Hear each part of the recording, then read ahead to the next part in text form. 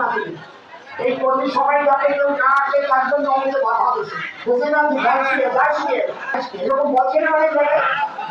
আমরা খুব দুঃখ নিয়েছিলাম তাই কেন এইরকম জেলা সভাপতি হলো আমাদের ডাকলো না, জেলা কমিটি হলো ডাকলো না, মন্ডল তৈরি করলো ডাকলো না, আমরা দুঃখ নিয়েছিলাম। ঠাকুর মশাই আমাদের খবর নেন না, এই ঠাকুর মশাইয়ের সঙ্গে আমাদের সবাইকে নেমে নিয়ে বসে তখন ঠাকুর মশাই বললেন পিছনে যেটা হয়ে এই বাংলার শাহজাহানরা হিন্দু নারীদের সুন্দরীদের বেছে বেছে নিয়ে ধর্ষণ করে, এই বাংলার তৃণমূল কংগ্রেস বাড়ি খায়, কয়লা খায়, পায়খানা খায়, ঘরের টাকা খায়, 100 দিনের কাজের টাকা খায়, বাচ্চাদের মিড টাকা খায়, রেশনের টাকা খায়, যোগ্য প্রার্থীদের চাকরি খায়, সরকারি কর্মচারীদের দিয়ে খায়।